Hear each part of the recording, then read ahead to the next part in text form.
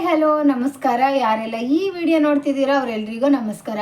ನಾನು ಇವತ್ತಿನ ವಿಡಿಯೋದಲ್ಲಿ ಒಂದು ವಿಶೇಷವಾದ ಸಾಲಿನ ವಿವರಣೆಯನ್ನು ಕೊಡ್ತೀನಿ. ಹಾಗಾದರೆ ಆ ಸಾಲುಗಳು ಯಾವುವು ಅಂತೇಳಿ ನೋಡೋಣ. ಇಲ್ಲಿ ಒಂದು ಕಡೆ ಹೇಳ್ತಾರೆ, ನಾವು ಎಷ್ಟೇ ಸಿನಿಮಾಗಳನ್ನು ನೋಡಿದರೂ ಅಪ್ಪನ ಥರ ಹೀರೋ ಸಿಗೋದಿಲ್ಲ. ನಾವು ಎಷ್ಟೇ ಸಿನಿಮಾಗಳನ್ನು ನೋಡಿದರೂ ಕೂಡ ಅಪ್ಪನ ಥರ ಹೀರೋ ಸಿಗಲ್ಲ. ನಾವು ಎಷ್ಟೇ ದೇವಸ್ಥಾನ ಸುತ್ತಿದ್ರೂ ಅಮ್ಮನ ಥರ ದೇವ್ರು ಸಿಗಲ್ಲ ಅಂತೇಳಿ ಹೇಳ್ತಾರೆ. ಹಾಗಾದರೆ ಈ ಸಾಲುಗಳ ಅರ್ಥ ಏನು ಅಂತ ನೋಡೋಣ. ಈ ಸಾಲುಗಳು ಕೇಳೋದಕ್ಕೆ ತುಂಬ ಚೆನ್ನಾಗಿದೆ. ಇದರ ಅರ್ಥ ಏನು ಅಂತ ಇಲ್ಲಿ ನೋಡೋಣ. ಈಗ ನೋಡಿ, ನಾವು ಎಷ್ಟೇ ಸಿನಿಮಾಗಳನ್ನು ನೋಡ್ಬೋದು, ಸಾವಿರಾರು ಸಿನಿಮಾಗಳನ್ನು ನೋಡ್ಬೋದು, ಆದರೆ ಅಪ್ಪನ ಥರ ಹೀರೋ ಆ ಸಿನಿಮಾಗಳಲ್ಲಿ ಸಿಗೋದಿಲ್ಲ. ಈಗ ಅಪ್ಪ ನೋಡಿ, ಅಪ್ಪ ಅನ್ನೋನು ಆ ಮಕ್ಕಳಿಗೆ ಹೀರೋ ಇದ್ದಾಗೆ.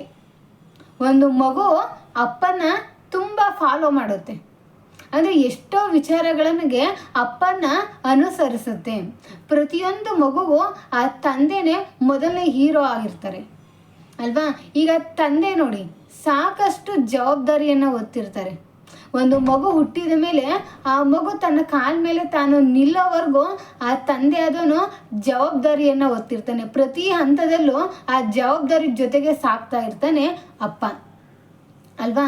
ಈಗ ಅಪ್ಪ ನೋಡೋದಕ್ಕೆ ಅಂದರೆ ಮಕ್ಕಳ ಕಣ್ಣಿಗೆ ಕೋಪಿಷ್ಠನಾಗಿ ಕಾಣಿಸ್ತಾನೆ.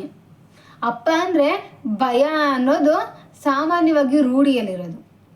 ಎಷ್ಟೋ ಜನ ಮಕ್ಕಳಿಗೆ ಅಪ್ಪ ಕೋಪಿಷ್ಠನಾಗೆ ಕಾಣಿಸ್ತಾನೆ, ಆದರೆ ಆತನ ಮನಸ್ಸು ತುಂಬ ಮೃದುವಾಗಿರುತ್ತೆ.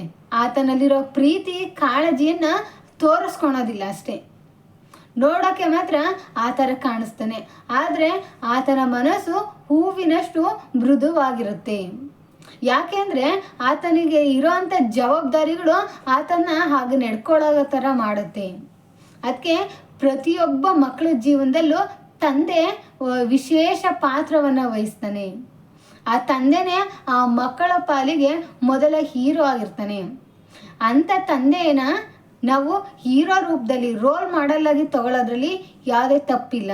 ನಾವು ಸಾವಿರಾರು ಸಿನಿಮಾಗಳನ್ನು ನೋಡ್ಬೋದು, ಆದರೆ ಅಪ್ಪನಂಥ ಹೀರೋ ಆ ಸಿನಿಮಾಗಳಲ್ಲಿ ಸಿಗೋದಿಲ್ಲ.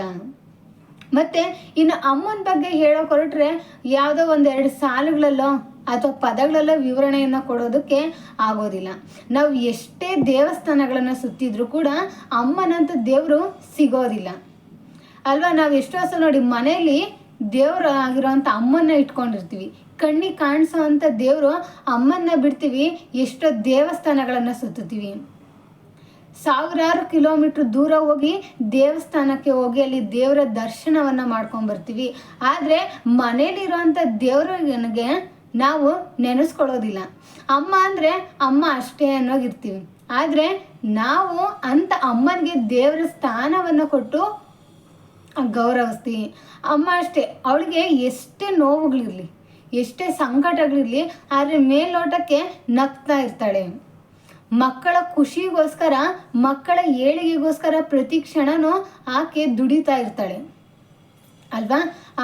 ನನಗೆ ನೋವಾದರೂ ಪರವಾಗಿಲ್ಲ, ಆದರೆ ನನ್ನ ಮಗು ಚೆನ್ನಾಗಿರಬೇಕು, ನನ್ನ ಮಗು ಖುಷಿಯಾಗಿರಬೇಕು ಅಂತೇಳಿ ಆ ಮಗುವಿನ ಖುಷಿಗೋಸ್ಕರ ಆಕೆ ಏನೆಲ್ಲ ತ್ಯಾಗವನ್ನು ಮಾಡ್ತಾಳೆ ಅಲ್ವಾ. ಅದಕ್ಕೆ ಜೀವನದಲ್ಲಿ ನಾವು ಏನನ್ನ ಬೇಕಾದ್ರೂ ಪಡ್ಕೋಬೋದು, ಒಂದು ಸಲ ಅಪ್ಪ ಅಮ್ಮನ ಕಳ್ಕೊಂಡ್ರೆ ಮತ್ತೆ ಪಡ್ಕೊಳೋದಕ್ಕೆ ಆಗೋದಿಲ್ಲ. ಅದಕ್ಕೆ ಅವರನ್ನು ಇದ್ದಾಗ ಗೌರವಿಸ್ಬೇಕು ಅಲ್ವಾ. ಇದ್ದಾಗ ಗೌರವಿಸ್ಬೇಕು, ಇದ್ದಾಗ ಪ್ರೀತಿಸ್ಬೇಕು, ಅವರು ಇದ್ದಾಗ ಅವರ ಬೆಲೆಯನ್ನು ನಾವು ತಿಳ್ಕೋಬೇಕು. ಒಟ್ಟಿನಲ್ಲಿ ಅಪ್ಪ ಅಮ್ಮ ಅಂದರೆ ಅವ್ರ ಬಗ್ಗೆ ವಿವರಣೆಯನ್ನು ಕೊಡೋದಕ್ಕೆ ಒಂದು ಪದ ಆಗಲಿ, ಒಂದು ಸಾಲಾಗಲಿ, ಅಥವಾ ಒಂದಿಷ್ಟು ಸಮಯ ಅಂತಾಗಲಿ ಸಾಕೋಗೋದಿಲ್ಲ ಅಲ್ವಾ. ಅವ್ರ ಬಗ್ಗೆ ಅವರು ಒಂದು ಎತ್ತರ ಸ್ಥಾನದಲ್ಲಿರ್ತಾರೆ. ಒಟ್ಟಿನಲ್ಲಿ ಪ್ರತಿಯೊಂದು ಮಗು, ಪ್ರತಿಯೊಬ್ಬ ವ್ಯಕ್ತಿ ಜೀವನದಲ್ಲಿ ಅವ್ರ ತಂದೆ ತಾಯಿನೇ ಹೀರೋಗಳಾಗಬೇಕು, ಅವ್ರ ತಂದೆ ತಾಯಿನೇ ದೇವರಾಗಬೇಕು. ಆಗ ಮಾತ್ರ ಅವರ ಜೀವನ ಚೆನ್ನಾಗಿರುತ್ತೆ. ಒಟ್ಟಿನಲ್ಲಿ ಹೇಳ್ಬೇಕು ಅಂದರೆ ಅಪ್ಪ ಅಮ್ಮನೇ ದೇವರು. ಯಾಕಂದರೆ ಆ ದೇವರನ್ನ ಯಾರು ನೋಡಿಲ್ಲ ಅಲ್ವಾ. ದೇವರನ್ನ ಯಾರು ರಿಯಲ್ ಆಗಿ ನೋಡಿಲ್ಲ. ಆದರೆ ಪ್ರತಿನಿತ್ಯ ಅಂತ ನೋಡೋ ಅಂಥ ದೇವ್ರ ಅಪ್ಪ ಅಮ್ಮ. ಅದಕ್ಕೆ ಅವರನ್ನು ಪ್ರೀತಿಸಬೇಕು, ಅವರನ್ನು ಗೌರವಿಸ್ಬೇಕು. ಇದ್ದಾಗ ಅವರ ಬೆಲೆಯನ್ನು ತಿಳ್ಕೊಂಡು ಅವರ ಜೊತೆಗೆ ನಾವು ಬದುಕನ್ನು ನಡೆಸೋ ಅಂಥ ಕೆಲಸವನ್ನು ನಾವು ಮಾಡಬೇಕು. ಒಟ್ಟಾರೆ ಹೇಳ್ಬೇಕು ಅಂದರೆ ನಾವು 1000 ಸಿನಿಮಾ ನೋಡಿದ್ರು ಅಪ್ಪನಂಥ ಹೀರೋ ಸಿಗೋದಿಲ್ಲ.